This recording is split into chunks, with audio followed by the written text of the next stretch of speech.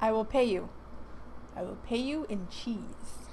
The next time I do a long YouTube video and it's starting to meander and it's just going off the rails and I don't get enough in a certain amount of time and it goes too long, I am just going to remember Spider-Man 2 because they packed a lot of stuff in just the perfect 1 hour 45, just the right amount of time. So I just got back from watching Spider-Man 2 and wow. it was true to comic book form, which I can rarely say about most movies and TV shows. I know a lot of people kind of criticize the fact that we already have a new Spider-Man franchise so soon after the last one, but I don't know, I'm not going to complain about having another Spider-Man movie.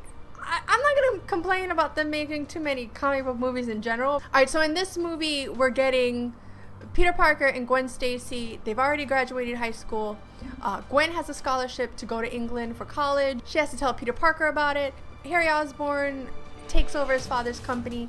He's inherited his dad's disease and he needs Spider-Man's blood to try to make himself a cure. Max Dillon becomes Electro through a freak accident at work, and he has this amazing showdown with Spider-Man in Times Square. And then towards the end of the movie, you get a final fight scene between Spider-Man and Rhino. The only negative thing I really have about this movie is the fact that you're gonna get attached to Peter and Gwen because they have their Whovian moment coming up, is what I like to call it. And I think watching the whole movie, if you've read the comic books, you're kind of just like, you're kind of just waiting for it to happen, but you don't want it to happen. I always wanted to know what they were going to do with Gwen Stacy, if they were going to keep to the comic book or if they were going to change it.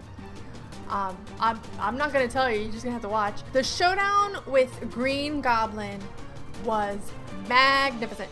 It was true to form, just like the comic book, where you get that uneasy what happened feeling at the end. You're still left with that what happened, and it's just done really well. And when you reread it as you get older, it's a test of Spider-Man's character, but when you first read it, I think you're just in shock.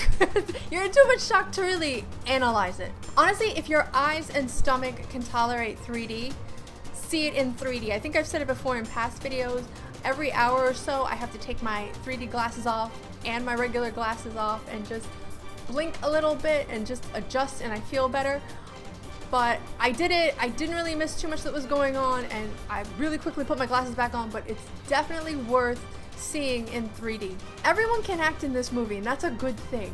I think a lot of people had reservations about Jamie Foxx as Electro, but if you had seen Jamie Foxx in Ray, you know Jamie Foxx can act. So yeah, he did have a problem with that role. Dane DeHaan, though, I had not seen him before, and he to me is what really stood out in the whole movie. He is so much better than James Franco. Back to Gwen for a second. Gwen actually has a friend named Mary Jane Watson, and I never liked with the first Spider-Man franchise how they ended up just going straight to Mary Jane. I always got pissy how they just completely cut out Gwen, and I like how this franchise did it, where it's first Gwen, and Gwen has a friend named Mary Jane, and my theory is that in part 3 she'll get her introduction, which is how it's supposed to be done. I really like this version of Spider-Man better than the others. It's more true to the comic book. They've got better actors in this one, I feel.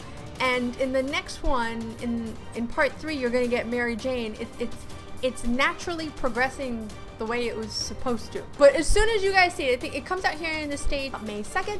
So as soon as you guys see it, let me know if you're going to see it.